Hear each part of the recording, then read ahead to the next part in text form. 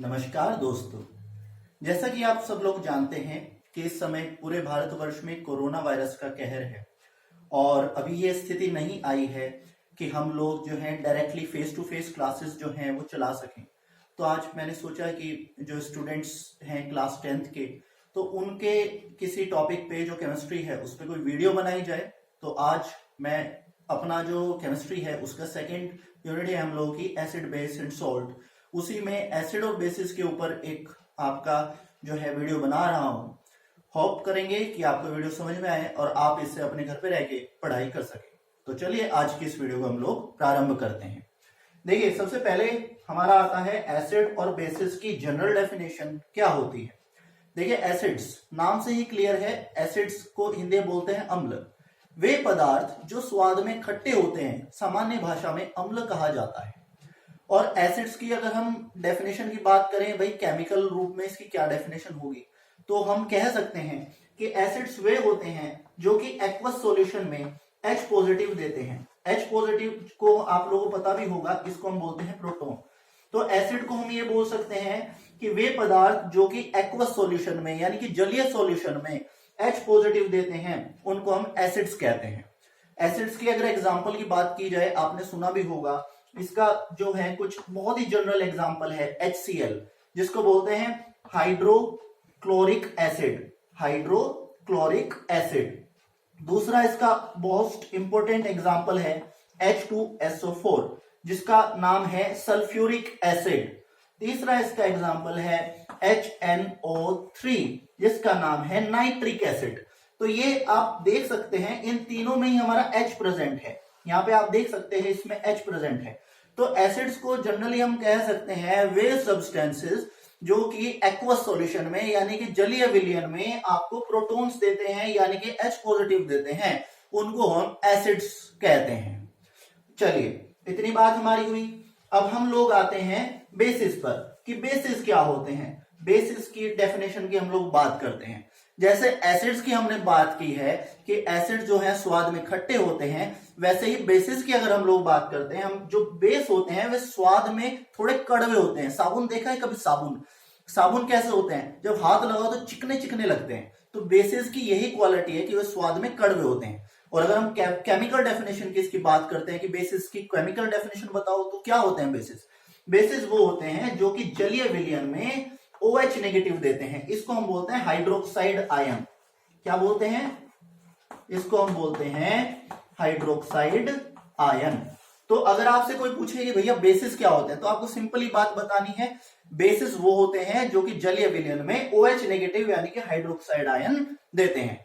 तो सिंपल सी हमारी ये बात हुई। अब आपसे कोई आदमी, मैं एक बार रिवाइज करा देता हूं कि एसिड्स क्या होते हैं। एसिड वो होते हैं जो कि जलीय विलयन में हमारा प्रोटॉन्स देते हैं यानी कि H पॉजिटिव आयन देते हैं। और अगर आपसे कोई पूछे बेसिस क्या होते हैं, तो आपको बताना है बेसिस वो होते हैं जो जलीय विलयन में हमारे हाइड्रोक्साइड आयन यानी कि OH नेगेटिव आयन देते हैं। तो ये तो बात हुई इनकी डेफिनेशन की। आज हमने इसकी डेफिनेशन की बात की। आज की जो मेन हमारी वीडियो है ये मेनली एसिड के ऊपर बेस रहने वाली है।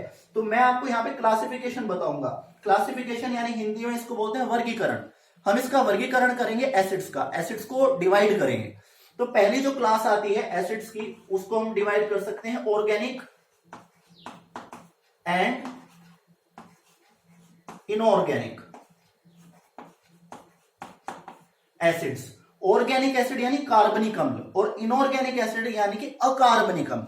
देखिए, ऑर्गेनिक एसिड्स क्या होते हैं? ये नेचुरल एसिड्स होते हैं। जैसे आपने देखा होगा, कभी मार्केट गए होंगे, अंगूर खाए हैं, बड़े खट्टे होते हैं। संतरे खाए हैं, बड़े खट्टे होते हैं। नींबू खाया है, बड़ा खट्टा होता है। तो ये जो एसिड्स इनमें मिलते हैं ये होते हैं ऑर्गेनिक एसिड्स, यानी कि जो एसिड्स प्राकृतिक रूप से पाए जाते हैं ये ऑर्गेनिक एसिड्स होते हैं। दूसरे होते हैं हमारे इनऑर्गेनिक एसिड्स। इनऑर्गेनिक एसिड्स में क्या क्या आते हैं जो कि हम लेबोरेटरी में बनाते हैं। जैसे अभी हमने आपको बताया HCl हो गया, HNO3, ये हमारे जो हैं ये हैं इनऑर्गेनिक एसिड्स, अकार्बनिक एसिड, जिनको हम लेबोरेटरी में बनाते हैं। तो ये हो गया हमारा इनऑर्गेनिक एसिड। और ऑर्गेनिक एसिड मैंने आपको बताया है जो हमें प्राकृतिक रूप से मिलते हैं। नींबू में मिल गया, हमें संतरे में मिल गया, हमें जो है इस तरह टमाटर में मिल गया। अगर हम बात करते हैं, आपसे जनरली जीके का कोई क्वेश्चन पूछ सकता है, भैया ये नींबू में कौन सा एसिड होता है, तो आपको याद रखना चाहिए इसमें होता है हमारा सिट्रस एसिड। क्या होता है? Citrus acid. नींबू हो गया, संतरा हो गया, इनमें हमारे सिट्रस एसिड होते हैं। कौन से एसिड होते हैं? Citrus acid. इसके बाद आपसे पूछे भाई टमाटर में कौन सा एसिड होता है, तो आपको बता याद होना चाहिए, टमाटर में हमारा होता है ऑक्जेलिक एसिड। कौन सा एसिड होता है? Oxalic acid. अब आपसे कोई पूछे भैया चींटियां होती है ना, चींटियां, चींटियों के डंक में कौन सा एसिड होता है? डंक मारती है ना, मजा आता है ना थोड़ा सा, तो चींटियों के डंक में कौन सा एसिड होता है? तो आपको पता होना चाहिए, उसमें होता है हमारा फॉर्मिक एसिड, जिसका कई बार जिसको हम मिथेनोइक एसिड के नाम से भी जानते हैं। तो ये चींटियों के डंक में होता है। तो ये हमने कुछ प्राकृतिक रूप से पाए जाने वाले एसिड की बात की है। और लेबोरेटरी में कौन कौन से एसिड बनते हैं? HNO3, HCl, H2SO4। ये these three acids are one of the most important acids that we are going to study। हम पढ़ने वाले हैं, उनमें 3 एसिड ये बड़े इंपॉर्टेंट यहाँ पे हमारे रहने वाले हैं। ठीक है, इसके बाद हम लोग बात करते हैं यहाँ पे इंडिकेटर्स की। इंडिकेटर्स बेसिकली क्या होते हैं? इंडिकेटर्स वो होते हैं जो जिसके द्वारा हम एसिड और बेसिस में डिफरेंस कर सकें, जिससे हम पता लगा सकें भैया ये चीज एसिड है और ये चीज हमारी बेस है। तो सबसे ज्यादा जनरली यूज किए जाने वाला हमारा जो इंडिकेटर होता है वो होता है हमारा पीएच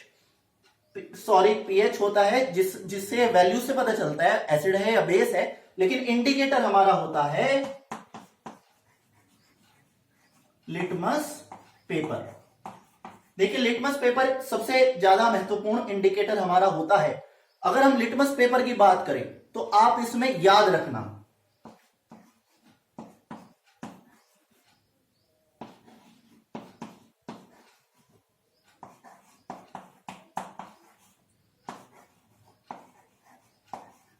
ये चीज आप याद रखना, यदि लिटमस पेपर आपका ब्लू लिटमस पेपर रेड हो जाता है तो होगा हमारा एसिड।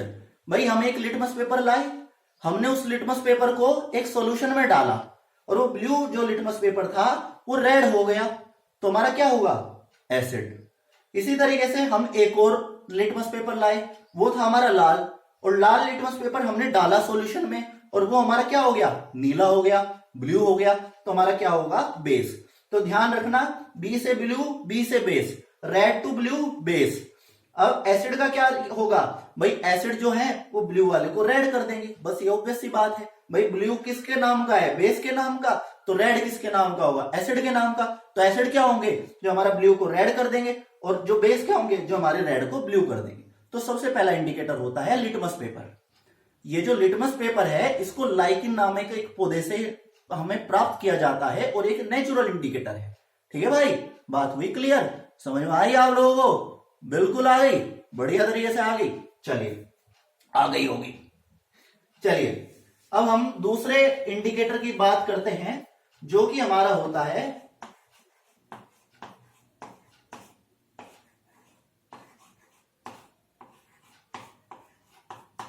फिनोप्थलीन। इसका भी ज्यादा नहीं पूछा जाता, लेकिन इसको भी कई बार पूछ लेते हैं। फिनोप्थलीन, फिनोप्थलीन भी हमारा एक आर्टिफिशियल इंडिकेटर होता है। इसमें क्या होता है? अगर हम फिनोप्थलीन की बात करते हैं, ये जो फिनोप्थलीन का सॉल्यूशन है ये एसिड में तो रहता है कलरलेस, रंगहीन रहता है। कैसा रहता है?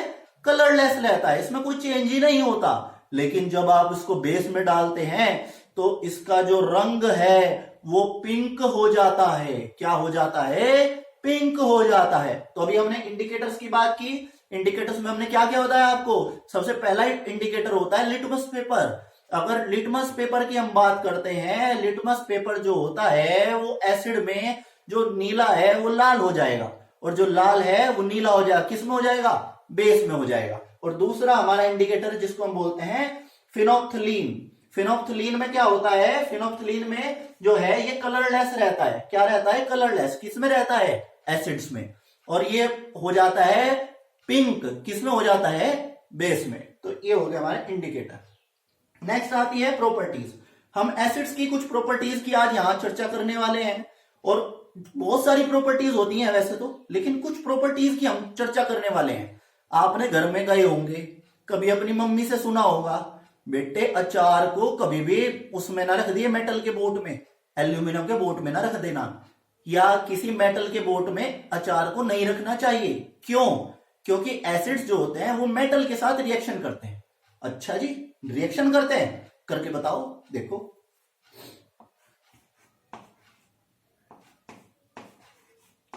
यहां पे आप देख सकते हो, हमारी एक मेटल है, इसको बोलते हैं जिंक।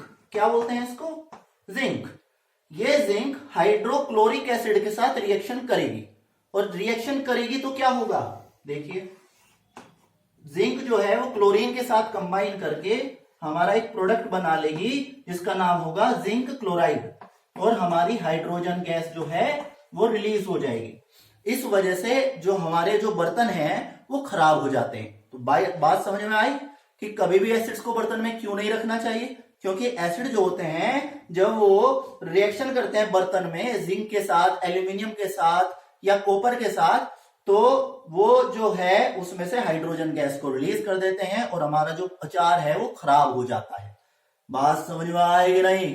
समझ में आई बिल्कुल। चलिए, ये हमारी बात हुई। तो पहले जो हम बात करते हैं एसिड्स की रिएक्शन,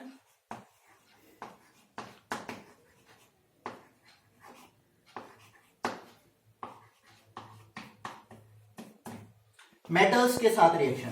तो एसिड मेटल के साथ रिएक्शन करते हैं, और मेटल के साथ रिएक्शन करने के बाद में जैसे हमारा कौन सी, यहां पे हमारा एक प्रोडक्ट बन जाता है, एक सोल्ट बन जाता है।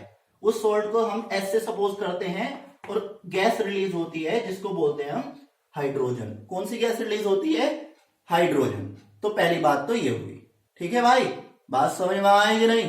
पहली बात क्लियर। चलिए, इसके बाद दूसरी जो इंपॉर्टेंट रिएक्शन है जो एसिड की हम लोग बात करने वाले हैं वो होती है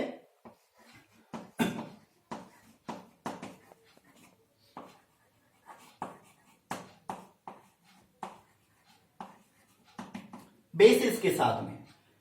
अब ये रिएक्शन बहुत ही महत्वपूर्ण रिएक्शन है। देखिए क्या होता है, जब एसिड और बेस रिएक्ट करते हैं तो हमारा सोल्ट और वाटर बन जाता है। रिएक्शन करके दिखाओ, हमें तो बात समझ में नहीं आई, करके दिखाओ। देखो, अभी हमने बताया एसिड में क्या होता है? H होता है, यानी जैसे हमने लिया HCl। क्या लिया? HCl। HCl रिएक्ट करेगा किसके साथ में? बेस के साथ में। बेस में क्या होता है? बेस में होता है हमारा OH।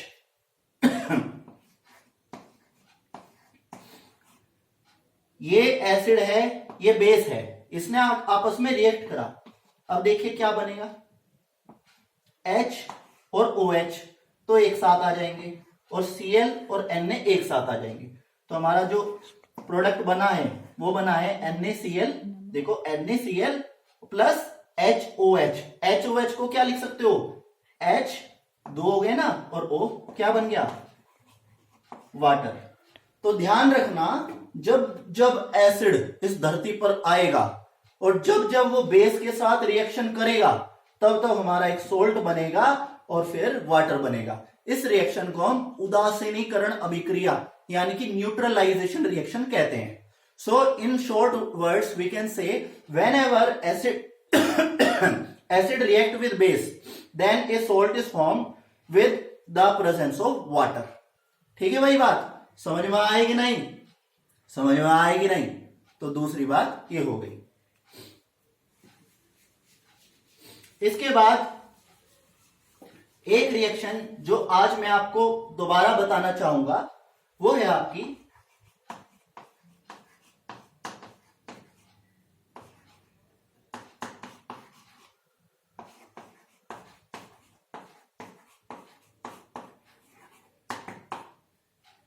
Reaction with carbonates.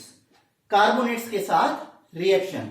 देखिए, कार्बोनेट्स के साथ जब जब एसिड रिएक्शन करते हैं तो ध्यान रखना, कार्बन डाइऑक्साइड निकलती है और वाटर निकलता है। अच्छा, सबसे पहले हमारे मन में क्वेश्चन आएगा, भैया ये कार्बोनेट होते क्या है? ये कार्बोनेट होते क्या है? ध्यान रखना, जिसमें कार्बोनेट आयन यानी कि आपका CO3 नेगेटिव नेगेटिव प्रेजेंस होगा उसको हम कार्बोनेट बोलते हैं। हमें तो समझ में नहीं आया, रिएक्शन करके बताओ। चलो रिएक्शन करके देखते हैं। देखो, HCl कि अगर HCl की भी कर सकते हो, H2SO4 की भी कर सकते हो, बताओ किसकी करें? चलो पहले HCl की करते हैं। HCl की रिएक्शन हम कर रहे हैं Na2CO3 के साथ में। अब देखिए क्या बनता है। देखिए Na का तो प्रेम है Cl से, जैसे अभी पहले हुआ था, तो क्या बन जाएगा NaCl। ये होता है हमारा साधारण नमक यानी कि सोडियम क्लोराइड। अब आपको पता है कि आपका H का प्रेम है OH से, तो क्या बन जाएगा? वाटर बन जाएगा।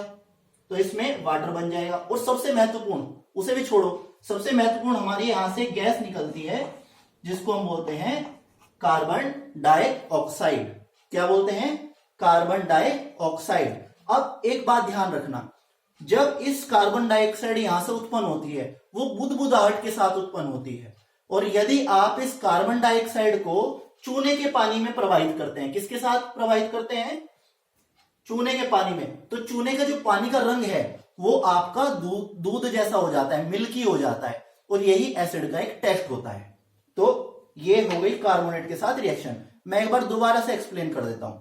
जब जब एसिड कार्बोनेट के साथ रिएक्शन करते हैं, किसके साथ रिएक्शन करते हैं? कार्बोनेट के साथ रिएक्शन करते हैं, तो हमारी एक गैस रिलीज होती है बुदबुदाहट के साथ, जिसको हम बोलते हैं कार्बन डाइऑक्साइड। भाई ऑब्वियस सी बात है, कार्बोनेट के साथ रिएक्शन कर रहे हैं तो कार्बन डाइऑक्साइड गैस उत्पन्न होगी। वो कार्बन डाइऑक्साइड गैस बुदबुदाहट के साथ उत्पन्न होती है। और जब उस गैस को आप प्रवाहित करते हो चूने के पानी में, तो उसका जो रंग है वो दूध जैसा सफेद हो जाता है। तो ये बड़ी ही इंपॉर्टेंट रिएक्शन है एसिड को टेस्ट करने के लिए। ठीक है ना भाई? ये बड़ी ही इंपॉर्टेंट रिएक्शन है एसिड्स को टेस्ट करने के लिए। तो आज की हम जो वीडियो है, अभी भी हमारी खैर काफी प्रॉपर्टीज बची हैं एसिड की, जो मैं आपको नेक्स्ट वीडियो में शेयर करूंगा, बेसिस के बारे में भी बताऊंगा। लेकिन आज की वीडियो में फिलहाल इतना ही। अभी मैं थोड़ा समरी बता देता हूं कि मैंने क्या क्या आपको बताया। देखिए पूरा जो मैंने आपको बताया है उसको समराइज कर देता हूं और फिर हम देखते हैं हमने क्या सीखा है और क्या नहीं सीखा है। देखिए एसिड वो होते हैं जो H+ देते हैं एक्वस सॉल्यूशन में, वाटर वाले सॉल्यूशन में। बेस वो होते हैं जो OH नेगेटिव देते हैं एक्वस सॉल्यूशन में। इसको बोलते हैं प्रोटॉन या हाइड्रोजन आयन, और इसको बोलते हैं हाइड्रोक्साइड आयन। ठीक है भाई? दूसरी बात, अगर हम बात करते हैं एसिड जो होते हैं वो हमारे कैसे होते हैं? खट्टे होते हैं, सोर टेस्ट होता है उनका। और जो बेसिस होते हैं वो हमारे कैसे होते हैं? वो होते हैं हमारे कड़वे। एसिड का एग्जाम्पल है नींबू, संतरा, अंगूर, और बेसिस का एग्जाम्पल है साबुन। ठीक है भाई? अब क्लासिफिकेशन की अगर हम बात करते हैं, एसिड का क्लासिफिकेशन हम लोग कर रहे हैं। एक तो होते हैं हमारे नेचुरल एसिड जो कि प्राकृतिक रूप से पाए जाते हैं, जिनको हम ऑर्गेनिक एसिड भी बोलते हैं। उसमें हमारे होते हैं सिट्रस एसिड जो कि हमारे फलों में पाए जाते हैं, जैसे संतरे में, अंगूर में ये पाए जाते हैं। दूसरे हमारे होते हैं आपका इनऑर्गेनिक एसिड, जिसको हम लेबोरेटरी में मैन्युफैक्चर करते हैं, जैसे कि आपका HCl, HNO3 एक्सेट्रा एक्सेट्रा। ठीक है भाई? दूसरी हमारी ये बात हुई। तीसरा हमने बात की इंडिकेटर्स पे। इंडिकेटर्स, हमारा जो पहला इंडिकेटर होता है वो होता है हमारा लिटमस पेपर। लिटमस पेपर क्या करता है? लिटमस पेपर जो है वो आपका ब्लू से रेड हो जाता है अगर वो एक एसिड है, और रेड से ब्लू हो जाता है अगर वो एक बेस है। दूसरा हमारा इंडिकेटर है फिनोप्थलीन। फिनोप्थलीन जो है वो एसिड में तो रहता है कलरलेस और बेस में हो जाता है पिंक। ठीक है? इसके बाद हमने बात की प्रॉपर्टीज की। प्रॉपर्टीज में हमने क्या बात की? अगर हम एसिड की बात करें मेटल से, तो मेटल के साथ रिएक्शन करके एसिड जो है हाइड्रोजन गैस को रिलीज करते हैं, इसलिए उन्हें कभी भी आपका मेटल के कंटेनर में नहीं रखना चाहिए। दूसरी हमने बात की इसकी कार्बोनेट के साथ रिएक्शन में। भाई नाम से क्लियर है, कार्बोनेट। तो कार्बोनेट से कौन सी गैस निकलेगी? कार्बोनेट यानी कार्बन डाइऑक्साइड गैस निकलेगी बुदबुदाहट के साथ। और जब ये कार्बन डाइऑक्साइड को हम चूने के पानी में प्रवाहित करेंगे तो क्या होगा? चूने का जो पानी है उसका जो रंग है वो मिल्की हो जाएगा, वो दूधिया रंग हो जाएगा। तो आज की इस वीडियो में फिलहाल इतना ही। नेक्स्ट वीडियो में हम अभी बात करने वाले हैं एसिड की और ज्यादा प्रॉपर्टीज की, एसिड का क्या क्या यूज होता है, और हम कुछ क्वेश्चंस को भी डिस्कस करेंगे जो सामान्य रूप से पूछे जा सकते हैं। जैसे मेरे दिमाग में भी एक क्वेश्चन आया। कौन सा क्वेश्चन आया? भाई एक छोटा सा बच्चा है। कैसा बच्चा है? छोटा सा बच्चा है। उसको 3 सॉल्यूशन दिए गए लेबोरेटरी में, सॉल्यूशन ए, सॉल्यूशन बी और सॉल्यूशन सी। ठीक है, उसे ये है ए, ये है बी और ये है सी। उससे पूछा गया कि भाई एक बात बताओ, इन तीनों सॉल्यूशन में कौन से एसिड हैं और कौन से बेस हैं। तो वो बच्चा कैसे करेगा, और आपके पास एक लिटमस पेपर है, बताओ भाई कैसे करेगा। तो बच्चा क्या करेगा, वो ब्लू लिटमस पेपर को तीनों सॉल्यूशन में डिप करेगा, और जब उसने ब्लू लिटमस पेपर को तीनों सॉल्यूशन में डिप किया तो उसने देखा सॉल्यूशन ए है और जो सॉल्यूशन सी है, ये ब्लू लिटमस पेपर को क्या कर रहा है, रेड में तब्दील कर रहा है। तो ए और सी क्या हो जाएंगे, एसिड हो जाएंगे। अब जो बी वाला है, इस पे ब्लू लिटमस पेपर का कोई प्रभाव नहीं पड़ रहा। फिर उसने क्या किया, उसने रेड लिटमस पेपर को बी वाले सॉल्यूशन में डिप किया, बी वाले सॉल्यूशन में डिप किया, और वो उसका जो कलर है वो क्या हो गया, वो हो गया हमारा ब्लू। तो क्योंकि उसका कलर ब्लू हो गया तो क्या है, बेस। तो आज की इस वीडियो में हमने इन टॉपिक्स के ऊपर चर्चा करी। उम्मीद करते हैं जीवन रहा तो आपसे बहुत सारी वीडियो शेयर करेंगे और आपसे इसी तरीके से मीठी मीठी बातें और मीठी मीठी ज्ञानवर्धक चीजों का जो है आपसे भी सीखेंगे, आपको भी सिखाएंगे। आपने वीडियो देखी इसके लिए बहुत धन्यवाद। Thank you, thanks a lot, आभार।